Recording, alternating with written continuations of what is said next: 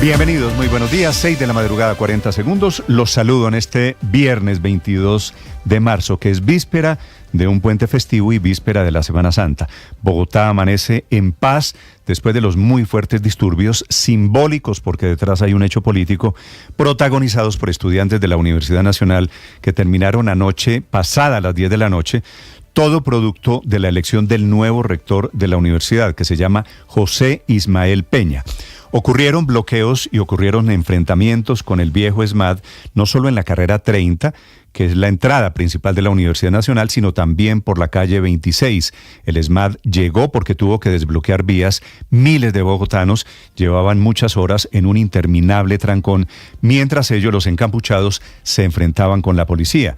Los estudiantes estaban protestando porque su candidato a rector, que era el mismo del presidente Gustavo Petro, fue derrotado en la elección del Consejo Superior. Finalmente el escogido, le repito, es José Ismael Peña, que será rector hasta el año 2027, es profesor y actual vicerrector en la sede de Bogotá. Será el reemplazo de la doctora Dolly Montoya, que termina su gestión, y le ganó a Leopoldo Munera, que era el candidato de los estudiantes y del presidente Gustavo Petro, porque había ganado la consulta universitaria hace 2 semanas. Lo que pasa es que esa consulta no es vinculante. El presidente Petro abiertamente apoyando al candidato de los estudiantes, pero el Consejo Superior no tuvo los votos. Aunque ahí vota la ministra de Educación, votan delegados de la Presidencia de la República, alguien se volteó allí y perdió el presidente Petro esa batalla. Escogieron a Peña, que le ganó al otro candidato de los estudiantes y del presidente Petro, que era, repito, el que había ganado la consulta. Bienvenidos, ya vamos a hablar de ese tema, de lo que pasó detrás de los disturbios, de esos encapuchados, a propósito del presidente Petro, convertido en esta campaña por su constituyente en un verdadero lanzallamas contra todo el mundo, contra todo. Desde Sucre, anoche contra Alejandro Gaviria, que fue su ministro de Educación, acusándolo de que dejó perder 1.5 billones de pesos durante su gestión con el Fondo del Magisterio, contra los cafeteros, contra la Federación de Cafeteros. Dice que son ejemplo del robo de café por parte de la oligarquía, que quienes eran cafeteros terminaron convertidos en narcotraficantes, contra el expresidente Uribe, acusándolo de no pagar el impuesto predial por sus tierras en el departamento de Córdoba. El predial, que es un impuesto, como ustedes saben, puramente local, lo cobran las alcaldías. El presidente Petro no debería ni saber si Uribe paga o no paga el predial. Pero Petro también no solo contra Uribe, contra el uribismo, del que dijo que es como la mala música que no dice nada, diciendo que esa música que embrutece a la gente. Así que relacionando a Uribe con la música de los muchachos de hoy. Contra los paisas, el presidente le da la orden al director de planeación, al incondicional Alexander López, que modifique la ley de vigencias futuras para que sean para colegios y acueductos y no para las 4G o túneles, que es la indirecta o muy directa contra las vías, la batalla que hay alrededor de las vías en el departamento de Antioquia. Pero también contra el senador Cepeda, le dice Ficho, Finco, Ficho, le dicen Fincho Cepeda, por el episodio de la requisa de la maleta de su hija, episodio por el que perdió un vuelo en Barranquilla. El presidente Petro contra el Congreso, dice, porque está mamándole gallo a sus reformas. Sobre Iván Mordisco, el disidente de las FARC, del que dice que la orden es que lo capturen y que no lo maten, sabiendo el escándalo en el que lo metió, para que presente las pruebas de cómo supuestamente lo apoyaron en campaña. Bienvenidos, ya vamos a hablar de este tema. El presidente Petro, la verdad, poco estadista, muy en plan de candidato, en plan de activista, aupando simplemente a esas muchedumbres que ha logrado recoger en esta semana de gira que está terminando hoy. El presidente Petro regresa esta tarde a Bogotá para darle posesión enseguida a la nueva fiscal general de la Nación. Ya vamos a hablar de temas. A propósito de noticias de la justicia, les contaré la increíble historia de cómo termina en libertad, la libertad, no en libertad, de cómo termina la libertad para Aida Victoria Merlano, que es esa joven bonita, muy exitosa influencer, hija de Aida Merlano, que terminó por cuenta de una muy mala apelación, aumentando la condena. Había sido condenada a algo más de 7 años de cárcel por cuenta de una revisión que hizo el Tribunal Superior de Bogotá, Termina la batalla mal para Aida Victoria Merlano y su abogado Miguel Ángel del Río porque les aumentaron la condena, pasó a casi 14 años de cárcel. Le salió mal la jugada a ella, la apelación, les duplicaron la pena, pasa de 7 años y medio a 13 años y 8 meses para ser exacto. A pesar de ella, aparece en redes sociales anoche muy tarde agradeciéndole a su abogado la dedicación y el esfuerzo porque intentó que ella quedara en libertad. El juez, el magistrado del Tribunal Superior de Bogotá, le quita la figura de la detención domiciliaria. Vamos a hablarles de muchas historias. Bienvenidos para acompañarlos en este día viernes. Hoy es 22 de marzo. Anoche, finalmente, hubo comunicado de la Cancillería colombiana sobre la situación de crisis política en Venezuela. Ni una palabra de solidaridad para la oposición perseguida por el gobierno de Maduro. Un comunicado, por supuesto, lleno de ambigüedades y lleno de tibiezas, hablando de la situación, del riesgo que hay para los acuerdos de Barbados. Les voy a contar también en segundos de la investigación que abre la Superintendencia de Salud contra 3 gestoras farmacéuticas, es decir, las empresas que abastecen de medicinas e insumos a las clínicas y hospitales. No menciona a los investigados. La superintendencia dice que podrían estar provocando deliberadamente ellos, no la política del gobierno, la escasez de medicina que cada día es más grave, que está afectando a enfermos de epilepsia, de diabetes, de cáncer, de VIH e inclusive de acetaminofén, que cada vez es más escaso. Bienvenidos a historias que compartimos con ustedes en este día. Hoy es el Día Mundial del Agua. Hace 137 años fue fundado el periódico El Espectador. En este frío amanecer, aquí está lo más importante en el resumen que preparamos en Voces y Sonidos en Mañanas Blue. Caos en Bogotá por disturbios entre encapuchados y la fuerza pública. Los enfrentamientos se registraron primero en la calle 26 con carrera 30 y luego en la avenida NQS con calle 45 en la Universidad Nacional. El presidente Gustavo Petro lamentó que Leopoldo Munera, que era el candidato del gobierno nacional en el Consejo Superior de la Universidad Nacional, no fuera elegido como rector de esa institución. Se trata de José Ismael Peña, ingeniero de sistemas con especializaciones en pedagogía y filosofía de la ciencia y gestión de proyectos, y quien se desempeñaba como vicerrector de la universidad. Sin embargo, esta decisión no cayó bien en cientos de estudiantes de la universidad. Para pedirle al gobierno nacional a ver si nos da una mano amiga de solidaridad, porque aquí los contornos, la gente totalmente destruido, los techos, las casas, la gente está en las calles. Emergencias en Bogotá a raíz de las fuertes lluvias en la localidad de Usme, sur de Bogotá. Un vendaval destechó más de 10 casas. Además, un colegio también resultó afectado y algunas personas lesionadas. En Anapoima también las precipitaciones generaron emergencias, y en el departamento de Boyacá, en Cómbita, una fuerte granizada tuvo que generar la atención de las autoridades. El presidente Gustavo Petro anunció una profunda reforma a la entrega de vigencias futuras. Priorizará construcción de universidades y agua potable. Entonces nosotros tenemos que poner el agua potable en la puerta de delante y las 4G y los túneles en la puerta de atrás. Porque primero la gente... Y eso se hace a través de unas operaciones exactas. Se reforma todas las vigencias futuras. No sacamos proyectos, compañero, planeación nacional. Y el presidente Gustavo Petro le respondió a Iván Mordisco sobre su presunta participación en la campaña presidencial. Yo quiero que cojan vivo a Iván Mordisco. No me lo maten, porque dice un Twitter que él dijo que... Y entonces vi que dice que el Twitter dijo que, y me tienen un escándalo, cuando yo ni de chiquito me quise meter a la FARC porque no comulgo con ese tipo de planteamiento. El presidente también volvió a arremeter contra el expresidente Álvaro Uribe, a quien acusó de que, a pesar de ser uno de los grandes propietarios de tierras en Sucre, no paga impuestos. El expresidente Uribe es uno de los grandes propietarios de tierras en la región y no nos está pagando el impuesto predial por esas tierras. También el presidente Gustavo Petro hizo una serie de asociaciones que no le salieron bien. Van a vivir una cosa peor que la que estamos viviendo nosotros. El apocalipsis, que no era de mentiras, sino era porque estaba en la Biblia, es porque el mismo ser humano en su codicia está creando las condiciones de un Agamenón, se llama.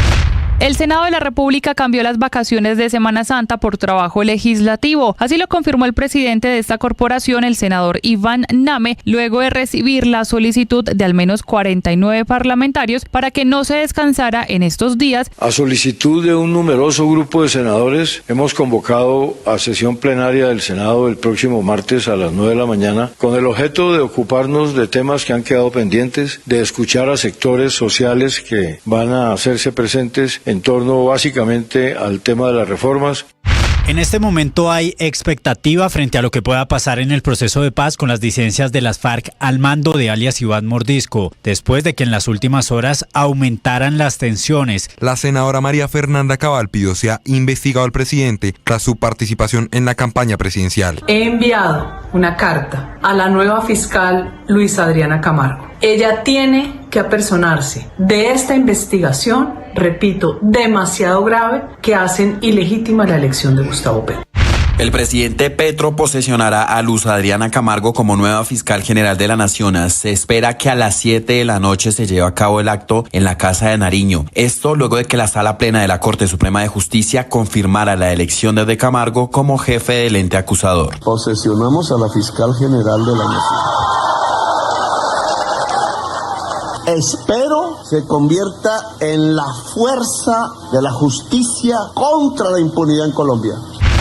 Todo esto que está pasando es injusto, es duro. Uno se pone, tú me entiendes, pero aquí estamos, parados en la raya, vamos a dar la pelea, porque así uno tiene que dar sus peleas, con dignidad. Un duro revés para la defensa de la influencer Aida Victoria Merlano. El Tribunal Superior de Bogotá, en un fallo de segunda instancia, modificó la condena de la hija de la excongresista Aida Merlano de 7 años a 13 años y 8 meses de prisión por los delitos relacionados con la complicidad en la fuga de su madre desde un consultorio odontológico en el norte de Bogotá. El magistrado Fabio David Bernal. No es singular coincidencia la visita al mismo lugar donde su hijo había estado antes con la maleta y la madre después varias veces para luego lanzarse por la ventana. El cronista Alberto Salcedo Ramos fue absuelto por el juzgado 20 del Circuito Penal de Bogotá por las acusaciones hechas por Amaranta Han y Angie Castellanos, donde señalan que el periodista cometió acoso y abuso sexual. En noviembre, Blue Radio reveló unos chats del cronista y Han, en donde, según expertos durante audiencias, permitieron evidenciar que hubo continuo coqueteo mutuo, razón de la más reciente decisión del juzgado. La Corte Suprema de Justicia condenó en primera instancia a 21 años de cárcel al exgobernador del Cesar Luis Alberto Monsalvo Génico como coautor de peculado por apropiación en favor de terceros y firma de contrato sin cumplir los requisitos legales. La investigación estableció que hubo sobrecostos en un contrato de alimentación escolar en el 2015 suscrito por Monsalvo por más de 17.000 millones de pesos. Deberá pagar además una multa de 1.500 millones de pesos. Robinho, de 40 años, fue detenido en una de sus residencias en Sao Paulo para empezar a cumplir una pena de 9 años de cárcel que fue dictaminada por una violación grupal ocurrida en Italia. En 2017, el exfutbolista fue condenado por su participación en una violación colectiva a una joven albanesa ocurrida en una discoteca de Milán en el año 2013, pero nunca llegó a cumplir la pena porque regresó a Brasil, quien en su época de jugador perteneció a equipos como el Real Madrid, el Manchester City y el Milan. La selección Colombia a las 3:30 de la tarde jugará frente a España en el Olímpico de Londres. Este será el primer partido de la tricolor en el año y espera mantener el invicto de 16 partidos que lleva bajo la dirección de Néstor Lorenzo. Colombia nunca le ha ganado a España y hoy espera romper esa racha. Néstor Lorenzo, el técnico de Colombia, y lo que espera hoy del partido. La exigencia va a ser máxima porque vamos a enfrentar a un equipo que fue campeón del mundo, que viene muchos partidos invictos ganando, que tiene un juego que todos le reconocemos.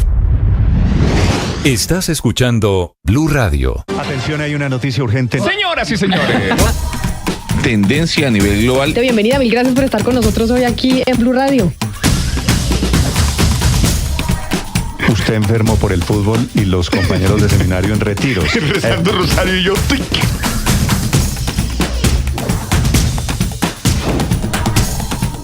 Hay noticia del momento urgente en Blue Radio. Más que radio. Muchos lidiamos con enfermedades mentales y con conflictos emocionales y es muy difícil difícil hablar de eso en voz alta. Soy María Elvira Arango y los invito a escuchar Qué locura, historias reales de lo que no se habla, con testimonios conmovedores y con expertos y especialistas. Escúchenos, este es un lugar seguro. Este podcast es impulsado por porquequieroestarbien.com, el programa de salud mental de la Fundación Santo Domingo. La producción es de La No Ficción y Boombox de Caracol Televisión. Encuentre todos los episodios del podcast en boombox.com o en su plataforma de audio favorita. Boombox Podcast, un mundo por escuchar. Boombox. Blue Radio, Visual Radio, un año al aire. Desde los 15 años hago radio. Sí, hace muchos años llevo mi vida frente a los micrófonos. Me gusta la radio por su agilidad, por su inmediatez, porque nos lleva a imaginar, nos lleva a generar nosotros en nuestra mente las voces, las personas, todo. Y eso me emociona. Ahora, en esta experiencia aquí en Blue, ha sido maravilloso. Pero sobre todo con esto de que ustedes nos estén viendo mientras hacemos la radio.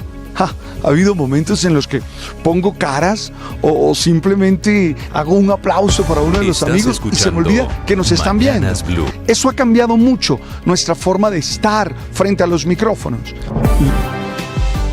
De la Universidad Nacional tienen un trasfondo político, que es la derrota del candidato a la rectoría de los estudiantes, que es cierto, había ganado la consulta popular, era el candidato no solo de los muchachos, de los estudiantes, sino del presidente Petro.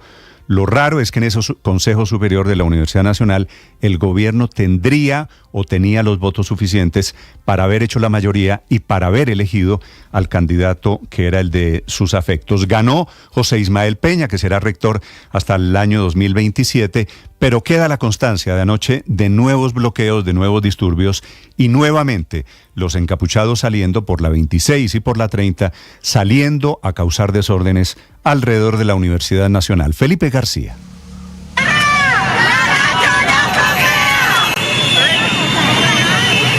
Hola Néstor, sí señor, manifestaciones ayer en varios puntos de Bogotá, el primer bloqueo en la avenida Circunvalar con calle 26, pero la protesta más grave se registró, como usted mencionaba, en la Universidad Nacional. Primero en la entrada de la calle 26, avenida El Dorado, y luego sobre la avenida NQS en la entrada de la universidad, donde un grupo de al menos 600 personas se atravesaron en la vía y colapsaron la movilidad en estas dos vías arteria de la ciudad. Miles de bogotanos que salían de sus trabajos hacia sus casas fueron los más afectados, no solo por el eterno trancón, sino por los gases del antiguo ESMAD que terminaron metiéndose a los buses. Esta protesta se originó por la elección del nuevo rector de la universidad, que finalmente, como usted mencionaba, terminó siendo José Ismael Peña, quien asumirá el cargo en el periodo 2024-2027, esto por decisión del Consejo Superior Universitario, algo que por supuesto no les gustó a los manifestantes y por lo cual se estaban agravando las protestas. Y es que los estudiantes, Néstor, de la Universidad Nacional amenazaron con irse a paro por la decisión del Consejo Superior, que finalmente, como le mencionaba, escogió al profesor y vicerrector de la sede de Bogotá, José Ismael Peña, para reemplazar a Dolly Montoya por encima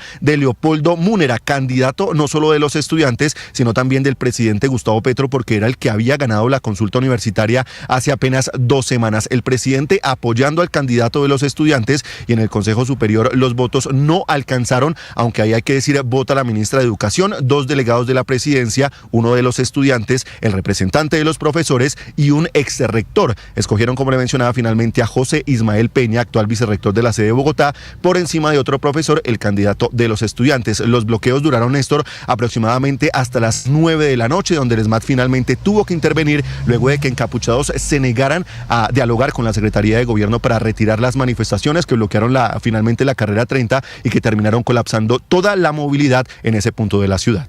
Gracias, Felipe. Felipe, tengo una duda. Felipe García. El Consejo Superior de la Universidad tiene ¿cuántos miembros? 8 miembros, ¿verdad? 8, sí señor, 8 miembros. 8. De esos, a ver, la ministra de Educación, 2 delegados del presidente son 3. Voto de estudiantes más voto de profesores son 5. Sí. Con esos 5, y después está un rector, con esos 5 hubiesen podido elegir al candidato del gobierno, que era el profesor Leopoldo Múnera. Alguien tuvo que haberse volteado. Exactamente. Exactamente, y lo grave, Néstor, es que todavía no se sabe cómo votaron, entonces se desconoce quién fue el que le volteó la torta al presidente.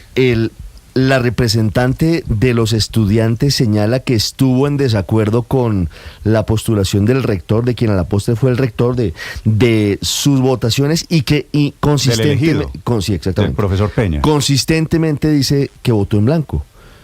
Y eso prolongó, dijo en Twitter, la votación durante 9 horas, Néstor. Y durante 9 horas. Y después o al tiempo con esa votación del Consejo Superior de la Universidad Nacional es que se desatan los desórdenes. El resultado es raro, Néstor. Héctor, porque... es cierto que el profesor Múnera, el derrotado de ayer, había ganado la consulta, pero como esa consulta no es vinculante, ese es apenas un guiño, es una señal, entonces en la votación de ayer gana Ismael Peña sorpresivamente. Pero es que el profesor Múnera había ganado todas las consultas, Néstor, porque no solamente le preguntan a los estudiantes, en donde ganó con una amplia mayoría, sino que le preguntan también a los profesores. Sino que le preguntan también a los profesores, y en esa consulta también ganó el profesor Múnera en forma muy amplia, más amplia incluso que en aquella en la que le preguntaron a los estudiantes.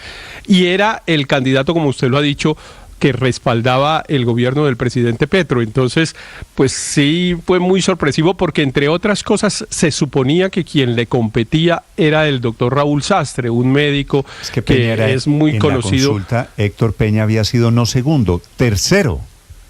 Claro, tercero, porque el segundo era Raúl Esteban Sastre, que, como le digo, es un médico que es muy conocido en la Nacional porque defiende mucho el tema del hospital universitario y del Hospital San Juan de Dios. Pero bueno, Múnera ya había sido vicerrector, es un profesor además de la Universidad de la Facultad de Derecho, con mucho reconocimiento al interior de la universidad, con ideas de izquierda, si usted quiere. Yo realmente no sé bien cuál es la postura política de José Ismael Peña, pero el profesor Múnera, claro que es una persona con ideas de izquierda, pero con mucho reconocimiento pero al final de cuentas, al interior de la universidad. Aquí va a haber movimiento largo, Néstor. Eso no se acabó con lo que pasó ayer en la tarde. De acuerdo, por eso estoy comenzando, porque aquí lo de ayer es apenas la punta del iceberg alrededor de la gran inconformidad que nace con el nuevo rector. Me dicen desde la Universidad Nacional, Ricardo, en este momento, yo pregunto ¿quién se volteó? Y me dicen la representante estudiantil, que su nombre es... ¿Cómo se llama la...? María Fernanda Acosta. Ok.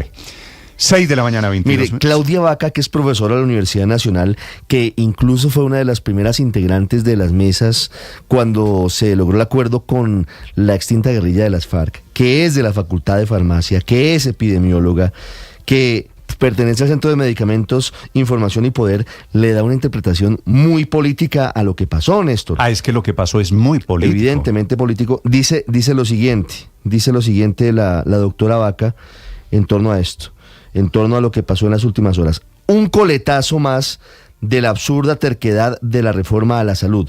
O hay diálogo y negociación, o el país será invivible. 6 de la mañana, 23 minutos. Así que lo de la Universidad Nacional también termina siendo un reflejo político de las peleas del gobierno. A propósito de peleas, 6:23, amanecemos, Felipe, con un larguísimo etcétera de las peleas que está cazando el presidente Gustavo Petro.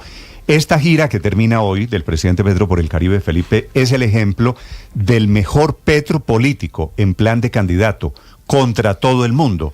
Ya no en plan de jefe de Estado, que un jefe de Estado pues representa la unidad y debe conciliar y debe ayudar a la unidad. Presidente Petro contra los cafeteros, contra Uribe, contra además los muchachos que oyen la música de hoy. El presidente Petro, Felipe, contra todo el mundo, inclusive en ese contra todo el mundo, Alejandro Gaviria, ahora acusado de corrupción por el presidente Petro. No tuvo una sola frase para llamar a la unidad.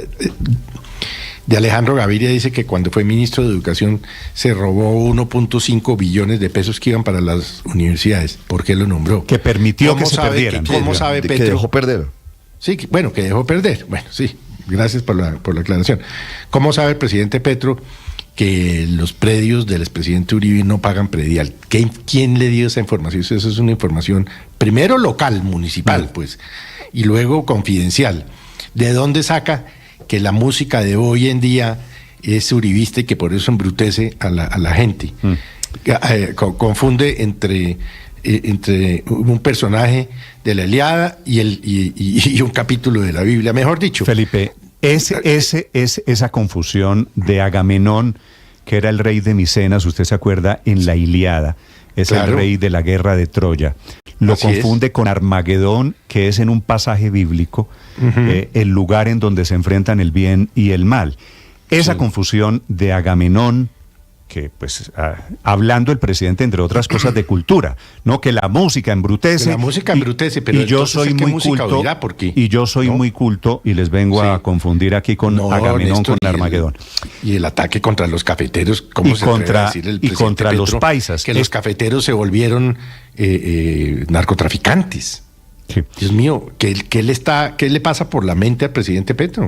Bueno, Felipe, y hay centenares de miles, 500,000 familias cafeteras, y es la industria, la gran industria de Colombia en la economía del siglo XX. Así que el ataque del presidente Petro, y ahí no para, Felipe, contra Alejandro Gaviria, contra Uribe, contra los cafeteros, contra los paisas, contra Efraín Cepeda, un botafuego, el presidente Gustavo Petro. Lo van a escuchar ustedes, Caterina Ávila.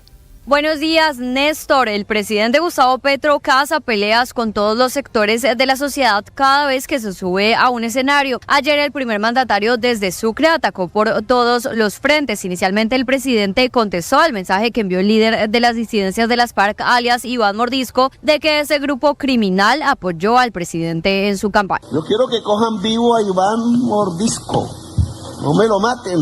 Porque dice un Twitter que él dijo que, y me tienen un escándalo, cuando yo ni de chiquito me quise meter a la FARC porque no comulgo con ese tipo de planteamiento. Entonces no quiero que lo maten por ahí, quiero es que esté vivo, porque va a la cárcel a hablar. Pero allí no pararon las pullas. El presidente Gustavo Petro arremetió contra su exministro de Educación Alejandro Gaviria y dijo que él había perdido recursos para la construcción de universidades para dárselos a la salud de los maestros del FOMAC. Según el presidente, esto pasó porque Gaviria utilizó su puesto solo para defender a la CPS. Ponen a Alejandro Gaviria, que lo encargué del Ministerio de Educación con el mayor presupuesto de nuestro gobierno, a hacer las universidades. En el primer año dejó perder 1,5 billones de pesos que iba a las universidades y lo dejó trasladar al FOMAC, donde hay una olla de corrupción, donde la politiquería se come la plata. Por estar cuidándole el negocio a las EPS, que no era su competencia. Por eso se fue de mi gobierno. En respuesta y a través de su cuenta de X, Gaviria rechazó las acusaciones del presidente Gustavo Petro, calificándolas como una controversia innecesaria y aclarando que no permitió ninguna pérdida de recursos durante su gestión como ministro de Educación. Pero el presidente también se refirió a la propuesta del expresidente Álvaro Uribe de que cada antioqueño donará 1 millón de pesos para financiar la infraestructura de obras en el departamento. El primer mandatario aseguró que por años el Estado privilegió a ciertos departamentos. Salen a decir, no, que cada antioqueño paga 1 millón de pesos. Hombre, ¿cómo le va a pagar un antioqueño pobre 1 millón de pesos al que se enriqueció en 3,000 millones de pesos simplemente porque el Estado Nacional, gobernado por ellos mismos, invirtieron en obras públicas de carreteras de doble calzada y túneles al lado de la finca? Son ellos los que tienen que pagar la valorización. El presidente siguió con las críticas contra el expresidente, asegurando que en Sucre, donde estaba dando su discurso, Uribe no paga impuestos. El expresidente Uribe es uno de los grandes propietarios de tierras en la región. Y no nos está pagando el impuesto predial por esas tierras. Yo propongo el acuerdo nacional, pues una parte del acuerdo nacional es por lo menos que paguen los impuestos. Pero ni el expresidente Santos ni el vicepresidente Germán Vargas Llera se salvaron de la pelea con el mandatario. Al primero lo acusó de no querer aplicar la reforma agraria y al segundo lo señaló de haber participado en la edición de un presunto video falso en el que señalaban que el presidente Gustavo Petro estaba borracho y por eso no había asistido al evento en Tierra Alta. El primer mandatario no podía dejar por fuera referirse a sus reformas que siguen empantanadas en el Congreso. Defendió las últimas movidas presupuestarias de su ministro de Salud, Guillermo Alfonso Jaramillo, para implementar el modelo preventivo y reconstruir CAP en el país. Quieren asustar al ministro de Salud para que no pague médicos que vayan a visitar a las familias en sus territorios. Oiga, ministro, ojo, le dicen, ojo. O sea, que me lo va a suspender. Eso es una sinvergüenzura, porque nadie me puede decir que la Constitución del 91 no ordena eso, o la ley estatutaria de la salud. Los quieren arrinconar. ¿Y quién nos salva del rincón? El pueblo. Y sobre la reforma pensional, para el presidente Petro, los congresistas que no se han permitido conformar el quórum para que se debata la iniciativa son uribistas y buscan beneficiar a grupos económicos en el país. Mamando gallo con las reformas sociales del pueblo, hombre. ¿Qué tienen en la cabeza los senadores uribistas? Me pregunto yo, que le quitan a 3 millones de viejos y viejas en toda Colombia la posibilidad de tener un bono pensional solo para que 2 banqueros se queden con la plata de los cotizantes. Así como usted lo escucha, Néstor, el presidente Gustavo Petro sigue lanzando dardos cada vez que está detrás de un atril. Muchas de las personas que van a ver al primer mandatario tan solo esperan respuestas a sus problemas, pero por ahora solo escuchan discursos sin ninguna materialización de propuestas y respuestas claras y rápidas. Caterina Ávila, Blue Radio. Ricardo Ospina es periodista. Está en Mañanas Blue. Son las 6 de la mañana y 31 minutos. Pocas horas antes de la crucial asamblea de Ecopetrol se conoció una nueva lista de las presuntas irregularidades en la financiación de la campaña presidencial de Gustavo Petro en el 2022. Se trata del desarrollo de la revelación que hizo Blue Radio sobre los aportes de la Unión Sindical Obrera, poderoso sindicato de Ecopetrol, a la aspiración presidencial de quien hoy es jefe de Estado. El periódico El Tiempo reveló que el aporte de la USO a la campaña Petro Presidente no fue solo de 600 millones de pesos como lo habíamos revelado aquí y como se había aprobado en junio del 2022, sino que ese aporte fue de 1.033 millones de pesos, incluyendo el pago de servicios para la primera vuelta presidencial. La revelación se produjo luego de conocerse el informe de auditoría fiscal de la USO, en el que aparece detallada la destinación de ese dinero, en total 433 millones de pesos adicionales a los que inicialmente habían sido reconocidos por las directivas del sindicato, aunque en esta oportunidad su presidente César Loza insistió en que ese dinero no entró directamente a la campaña presidencial de Gustavo Petro, sino que se giró a las subdirectivas territoriales de la USO en todo el país. Dicha afirmación de Loza quedó en entredicho luego de que Blue Radio conociera que, al menos en 2 casos, los giros de la USO se hicieron a las directivas de la campaña Petro Presidente en Puerto Gaitán Meta y en Neiva, aportes que, sin embargo, no fueron reportados ante el Consejo Nacional Electoral por el gerente de la campaña, Ricardo Roa. Adicionalmente, Blue Radio conoció que 15 personas a quienes la USO supuestamente les hizo giros de recursos para asuntos logísticos en primera y en segunda vuelta presidencial coinciden con las identidades de igual número de personas acreditadas como testigos electorales por la campaña presidencial de Gustavo Petro ante el Consejo Nacional Electoral. Quien tiene que dar explicaciones frente a los recursos no reportados de la USO y de FECODE a la campaña presidencial de Gustavo Petro es el gerente de la misma, Ricardo Roa, quien hoy es presidente de Ecopetrol. Él está en aprietos frente a su futuro, justamente al frente de la empresa más importante del país, ante la solicitud que hará hoy un grupo de accionistas y ante la recomendación de auditores internacionales para que se retire temporalmente de su cargo mientras da explicaciones y se conocen los resultados de las investigaciones. María Camila Orozco es periodista. Está en Mañanas Blue.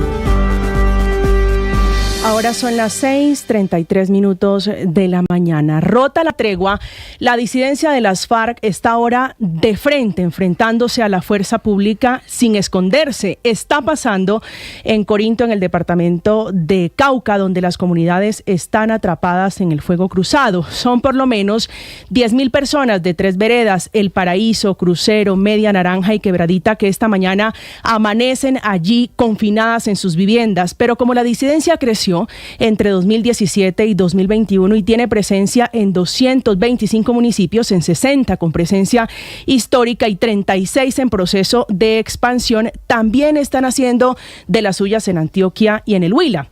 En una carretera de la vereda Tamocho, en Anorí, hombres del Frente 36 instalaron hace apenas unas horas un peaje ilegal y en Neiva, anoche, lanzaron un explosivo a un concesionario de motos. Todo parece por negarse a pagar la muy conocida vacuna o la extorsión. Con el accionar de la poderosa disidencia y la ausencia y la acusación de su jefe Néstor Gregorio Vera, alias Mordisco, contra el presidente Gustavo Petro, lo que está en juego es el futuro de los diálogos de paz que, a pesar de todo esto, puesto se mantienen con un narcotraficante, que fue como lo llamó el presidente Gustavo Petro al jefe de la disidencia. El gobierno estaría pensando en levantarse de la mesa después de que se cruzaran acusaciones Petro y Mordisco, al que ahora el ejército, por orden del presidente, debe capturar vivo para que no lo maten, para que cuente cómo fue el apoyo que, dice Mordisco, le dio a la campaña del hoy presidente de la República. Si eso llegara a pasar, Mordisco debería contar, sí, y entregar pruebas de ese supuesto apoyo a la campaña del presidente Gustavo Petro y, por supuesto, explicaciones del por qué, en plena campaña presidencial, mataron al líder indígena Misak Jesús Antonio Montaño, que había denunciado presiones de la disidencia de las FARC en Cauca para votar por el entonces candidato Petro. Camila Carvajal es periodista. Está en Mañanas Blue.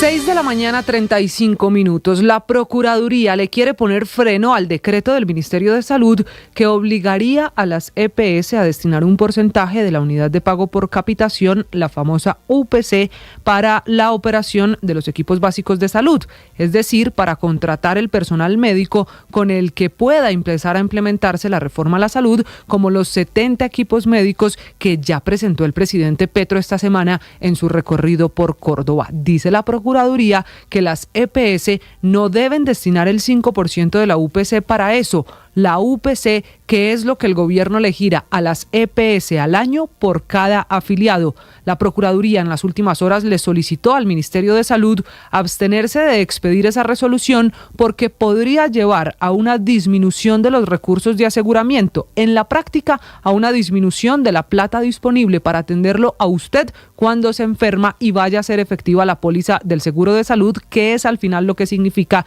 el aseguramiento en la EPS. Para la Procuraduría, el Ministerio no tiene la competencia para determinar una cifra porcentual de referencia en la resolución y tampoco para cambiar la destinación de esos recursos según lo que está establecido hoy en la ley, por lo que podría presentar una violación al derecho fundamental de la vida y un mayor deterioro de la prestación de los servicios. Se queja por este pronunciamiento de la Procuraduría el presidente Petro desde Sucre, diciendo que es una sinvergüenzada que la Procuraduría no quiera que llegue la salud a los pobres y a los niños que se están muriendo. Lo que no es cierto, lo que no quiere la Procuraduría es que el sistema quede desfinanciado si el 5% se destina exclusivamente a la contratación de los equipos básicos y no a seguir aumentando la cifra de pago mensual o anual por cada paciente, la UPC. Así las cosas, la Procuraduría se está sumando a los sectores políticos que han cuestionado esta iniciativa porque el gobierno busca sacar este decreto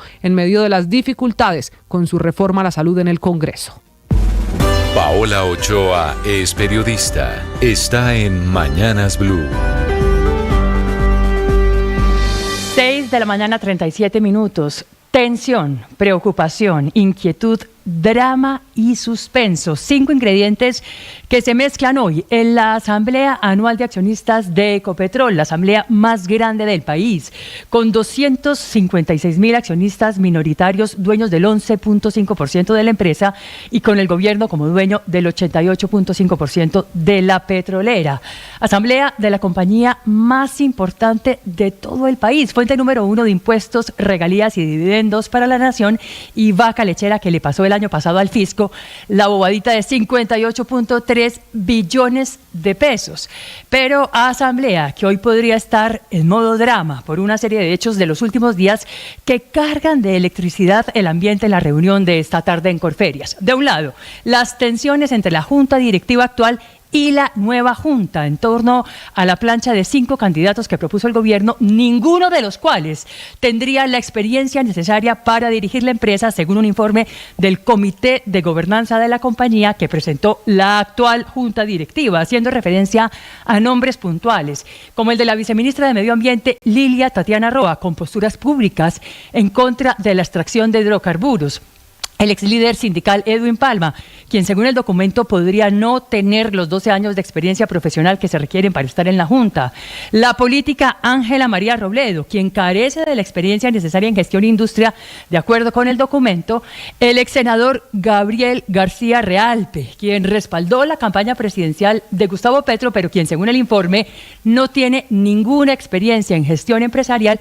Y Álvaro Torres, propuesto por las provincias productoras de petróleo y cercano al presidente de la empresa Ricardo Roa, pero quien carece de la experiencia financiera necesaria, según el informe de la Junta Directiva que hoy va de salida, no sin antes dejar constancia que todos los 5 candidatos propuestos por Petro o carecen de experiencia o se oponen al negocio principal de la empresa o tienen conflictos de interés. Estás escuchando Blue Radio.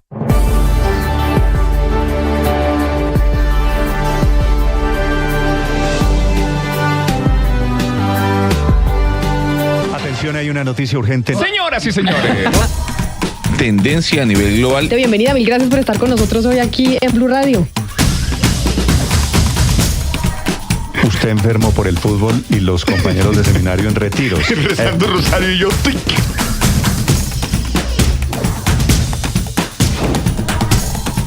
Esta noticia del momento urgente en Blue Radio.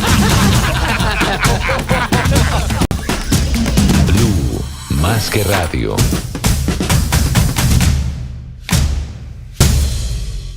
Reflexionemos sobre una pregunta que tristemente se hace mucho en los matrimonios y las parejas. ¿Se debe perdonar una infidelidad? Bueno, yo no sé si se debe, ¿no? Yo creo que depende más de si se quiere perdonar. Perdonar es un regalo que te das a ti mismo para seguir adelante. No es sinónimo perdonar con seguir la relación, son dos cosas completamente aparte. Tú debes perdonar una infidelidad aunque te divorcies o te separes de esa persona, ¿me entiendes? Ahora, hay otra decisión que vas a tomar y es si quieres seguir la relación. No vas a poder seguir la relación sin perdonar de verdad, pero es bien difícil, ¿cierto? Necesitamos ayuda. Perdonar una infidelidad no es seguir con la relación como si nada hubiera pasado. En realidad sí pasó algo y se necesita trabajar y muchas veces necesitamos ayuda profesional. Así que si estás pensando en si perdonar o no perdonar una infidelidad, bueno, hay mucho contenido hoy en día sobre el perdón. El perdón, como te digo, es un regalo que te das a ti misma, pero tienes que decidir si vas a seguir con la relación. Si tu decisión es seguir, no puedes un día querer y el otro día no. Tienes que perseverar, tienen que conquistar y tienen que trabajar en pareja. En Blue le ponemos cara a la radio.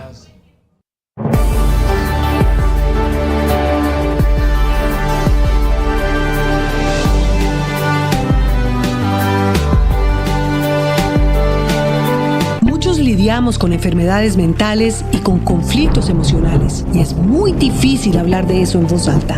Soy María Elvira Arango y los invito a escuchar Qué locura, historias reales de lo que no se habla, con testimonios conmovedores y con expertos y especialistas. Escúchenos, este es un lugar seguro. Este podcast es impulsado por porquequieroestarbien.com, el programa de salud mental de la Fundación Santo Domingo. La producción es de La No Ficción y Boombox de Caracol Televisión. Encuentre todos los episodios del podcast en boombox.com o en su plataforma de audio favorita. Boombox Podcast, un mundo por escuchar. Boombox.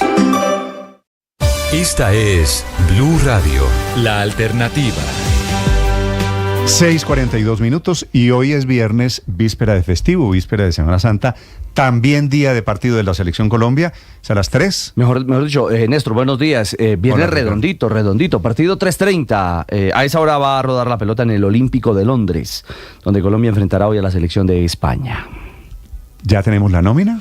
Hay una factible, muy cercana a la posibilidad de lo que ha sido el trabajo del equipo. El técnico Lorenzo ha dicho que no ha podido realizar una práctica de base de fútbol y que bajo ese diagnóstico trabajará con su estructura habitual. ¿Eso qué significa?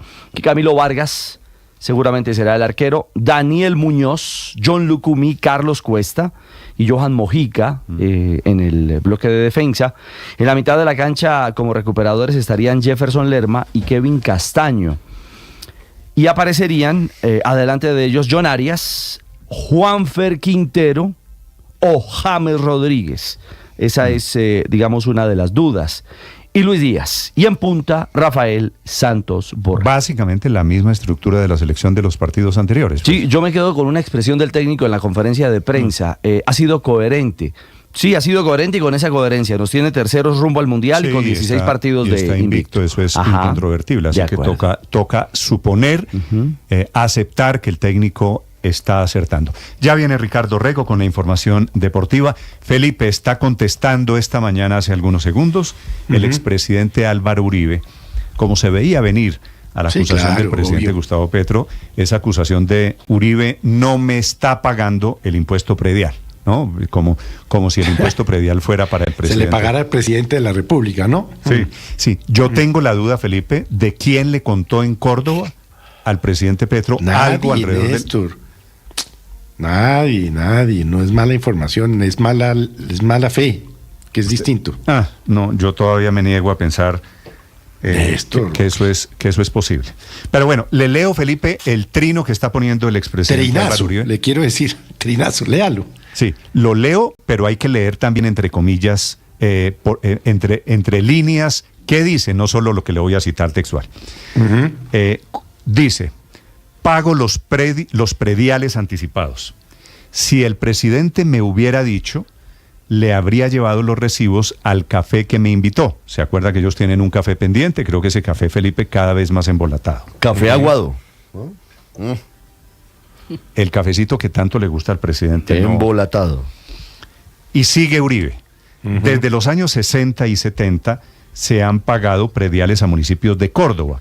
En 1961, mi padre compró unas tierras a don Manuel Ospina Vázquez entre Tarazá, Antioquia, y Uré, en Córdoba. De allá nos echó el EPL. Sin embargo, mi padre mantuvo vinculación a Córdoba hasta su asesinato por las FARC. Las propiedades se vendieron y se pagaron todos los impuestos.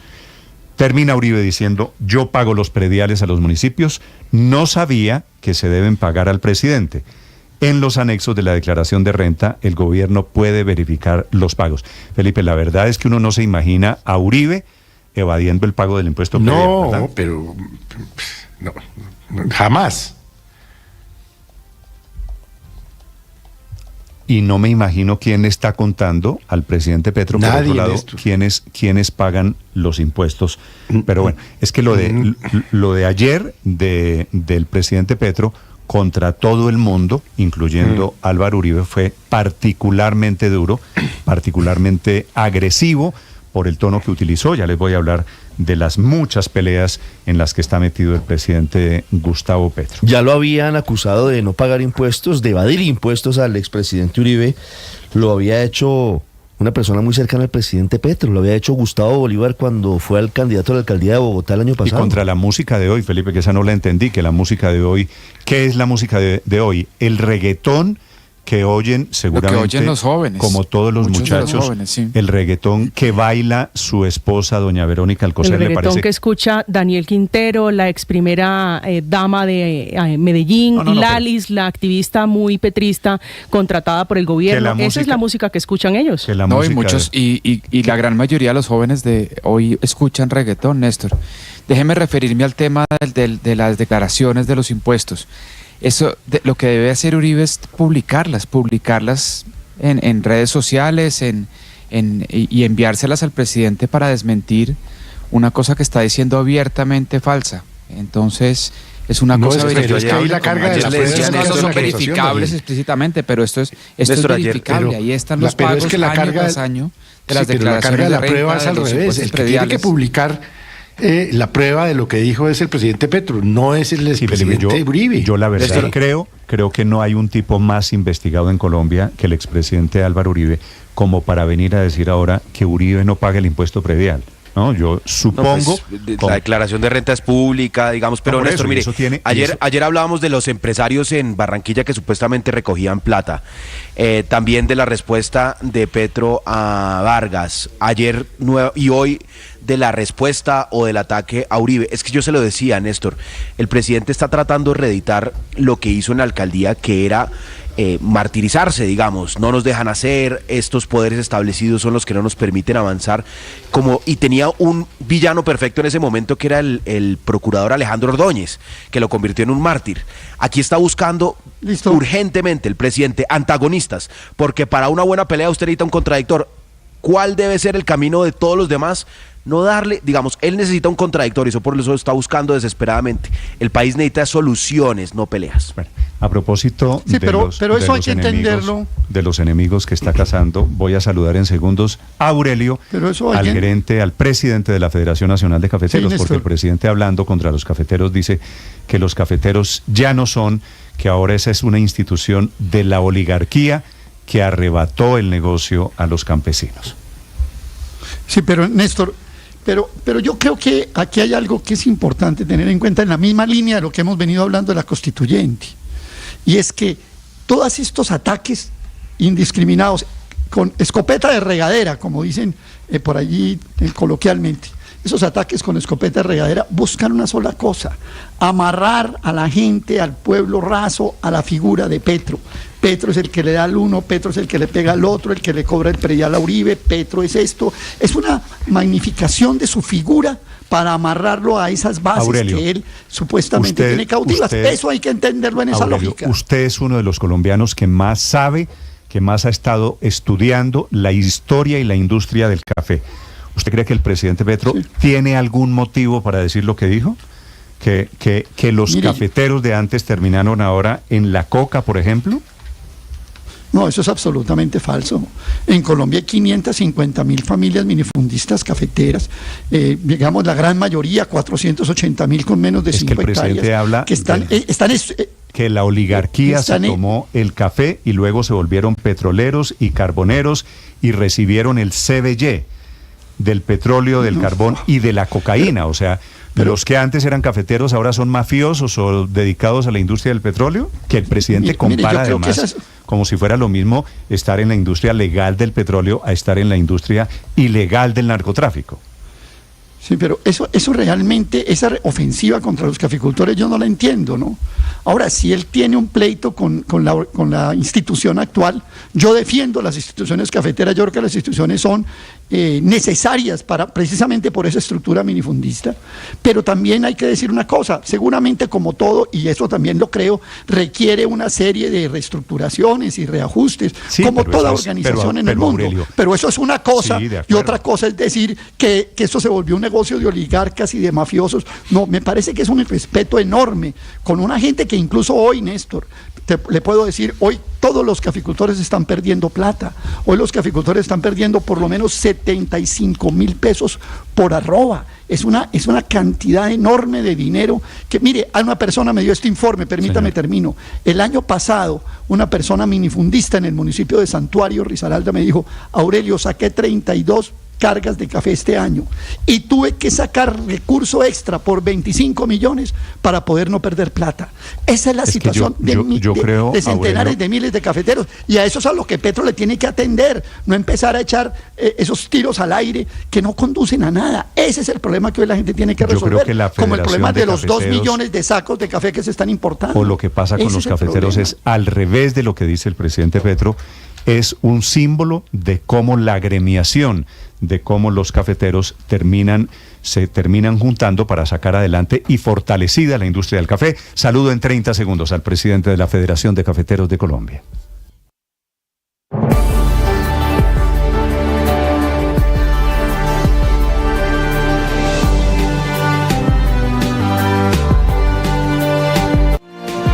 $6:52, doctor Bahamón, buenos días. Néstor, muy buenos días, un gusto saludarlo a usted y a toda la mesa de trabajo. Germán Bahamón es huilense que es un departamento cafetero y es el presidente de la Federación Nacional de Cafeteros. Doctor Bahamón, estas palabras del presidente Petro, a usted que es el presidente de la federación, que al final de cuentas es un gremio, ¿cómo le sonaron, cómo le parecen? Néstor, yo lo único que he tratado de buscar siempre es la construcción de soluciones, lo que ustedes venían diciendo de cómo una sociedad lo que debe hacer es unirse en búsqueda de soluciones, de hacer que la sociedad tenga bienestar y de que los cafeteros tengan rentabilidad.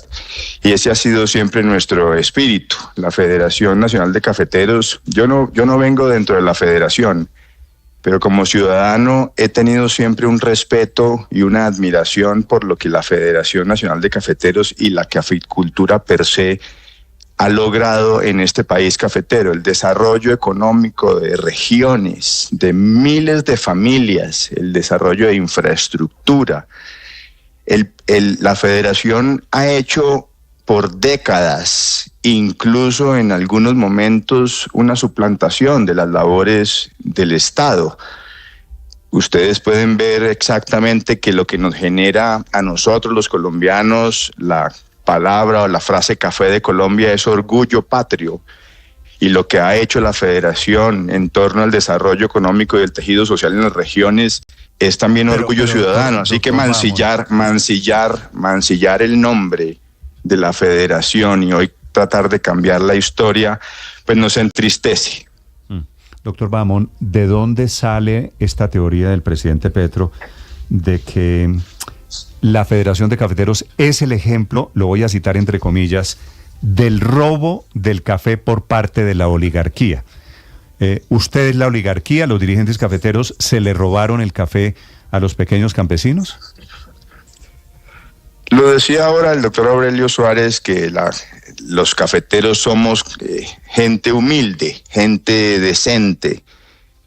Hoy 552.000 familias cafeteras con 1.5 hectáreas en promedio, pues no sé si eso es oligarquía. Para mí eso es un deseo de mancillar la historia, mancillar el nombre de la federación. Hoy lo que podemos decir es que la federación ha sido el ejemplo gremial, institucional, que nos muestra cómo unidos se pueden hacer las cosas de una manera distinta. Hay una federación que ha creado, Néstor, una imagen país. Nosotros podemos en el exterior, bien sea usted cafetero o no, tomar la decisión de si queremos ser identificados con Pablo o con Juan, y nosotros tomamos la decisión de que Juan Valdés sea esa imagen de todos los colombianos. Y por eso mancillar la historia de la federación y el nombre de la federación, pues nos entristece y nos indigna. Doctor Bahamón, ¿o será que el presidente se refería a otra época lejana de la Federación Nacional de Cafeteros, cuando era dueña de ACES, de la flota mercante gran colombiana, del Banco Cafetero, de Concasa, de Papelcol, todas compañías que o quebraron o desaparecieron?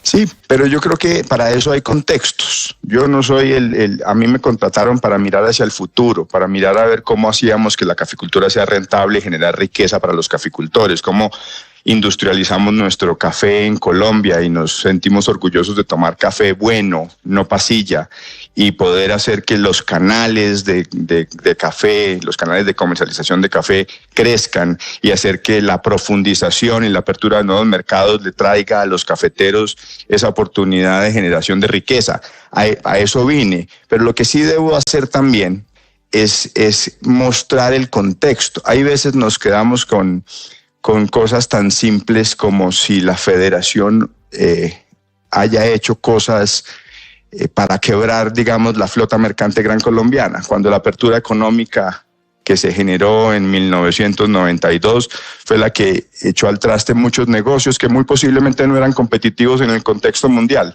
pero no fue un mal manejo. Que hubo errores, estoy convencido. Una organización, una institución de 96 años debe haber tenido muchos errores, pero son muchos más los aciertos de la federación en el desarrollo económico. Le quiero hacer una última pregunta. ¿A quién se refiere? Yo me imagino que usted debe tener alguna pista. El presidente Petro, cuando dice que víctimas del robo por esta oligarquía, que después se volvieron petroleros, carboneros, recibieron el CBY del petróleo, del carbón y de la cocaína. ¿Quién estaba en el carbón y pasó al petróleo y a la cocaína? ¿De quién está hablando el presidente Petro? No, Néstor, yo no soy periodista y esto se lo dejo a ustedes. Yo lo único que le puedo decir es que esta institución es una institución prestante, una institución que, si bien es cierto, necesita transformaciones y que las estamos haciendo en beneficio de la caficultura, va a seguir siendo un ejemplo y un orgullo de los colombianos. Doctor Bahamón, gracias por acompañarnos. Feliz día. A usted muchas gracias, Néstor. Germán Bahamón es el presidente de la Federación de Cafeteros. Aurelio, ¿usted tiene idea a quién se refiere el presidente Petro? Pues que eso sí, antes cafetero, yo no sé, que ahora está en el petróleo, el carbón o la cocaína. Yo no sé si él estaba tratando de hacer una descripción de los tránsitos que ha hecho la economía colombiana. Y entonces que Colombia primero vivía del café y allá había unas personas que estaban en el café, después Colombia se metió al tema petrolero y carbonero. No, porque está diciendo el ejemplo del robo del café por parte de la oligarquía y luego se volvieron petroleros y carboneros. Pero eso me toca contestar CBG. como... Y menos con la cocaína, porque además Petro tiene un relato que es un relato equivocado de la economía colombiana, y es que Colombia vive de la cocaína. Eso no es cierto, la cocaína no es un factor fundamental ni definitivo en la economía colombiana, pero él insiste en ese relato y entonces dice que Colombia se volvió un país mafioso. Un poquito catastrofista esta declaración, porque dice, acabaron con la economía cafetera. Felipe, donde yo tengo entendido, la economía cafetera, claro que se ha disminuido, pero sigue siendo muy, muy importante para el Producto Interno Bruto. Néstor, es que Aurelio, que conoce muy bien el sector, acaba de hablar de cuántas familias, 500.000, Felipe, 500.000 familias cafeteras que hay en Colombia.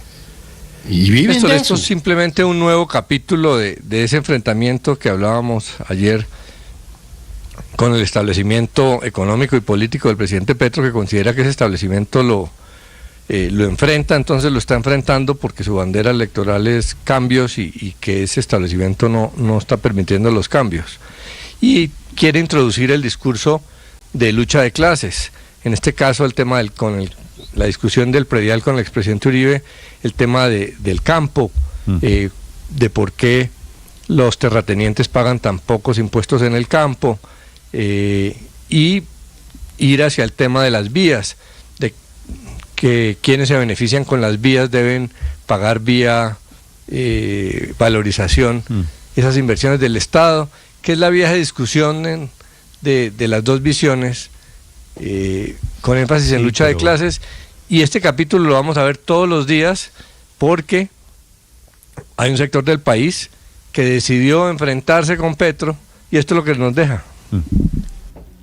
Entonces la culpa es del sector del país. A mí, que en cambio, se me parece Son las 7 de la mañana, un minuto. Le iba a decir, María Consuelo, ojalá estas batallas se dieran alrededor de la verdad.